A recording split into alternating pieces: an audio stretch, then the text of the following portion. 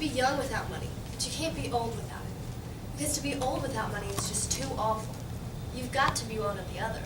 Either young or with money. That's the truth. Well, I'm dressed. I'm all dressed. There's nothing else for me to do. I know when I made my mistake. I thought a whole lot about it, and now I know when I made my mistake. I made my mistake when I told you the truth about that thing with Skipper. Never should have confessed it. Fatal error telling you the truth about that thing with Skipper. Maggie, shut up about Skipper. I mean it, Maggie. You've got to shut up about Skipper. You ought to understand that Skipper and I... You're fooled by the fact that I'm saying this quiet? What you're doing is a dangerous thing to do.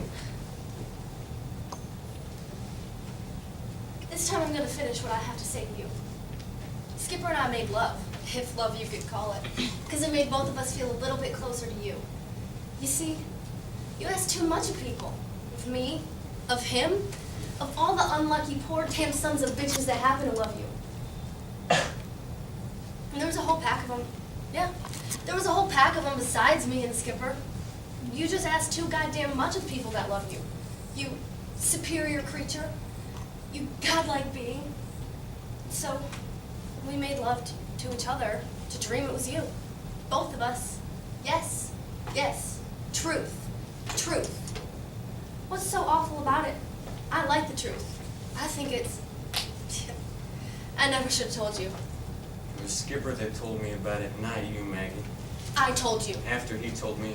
What does it matter who? Little girl, go and get the folks. Tell everybody to come upstairs. I'd go on telling you this in front of them all if I had to. Little girl, go on now. Do what I told you and call them.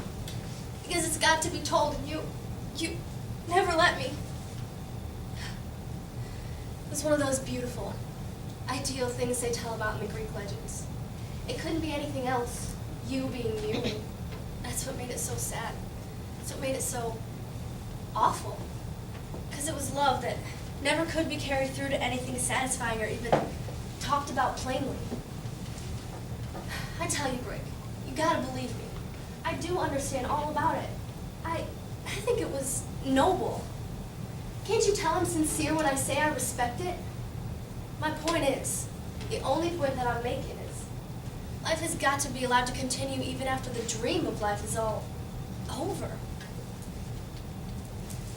Why, I remember when we double dated at college. Gladys Fitzgerald and I, you and Skipper. It was more like a date between you and Skipper.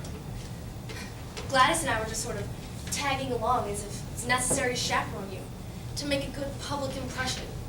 Maggie, do you want me to hit you with this crutch? Don't you know I could kill you with this crutch? Good Lord, man.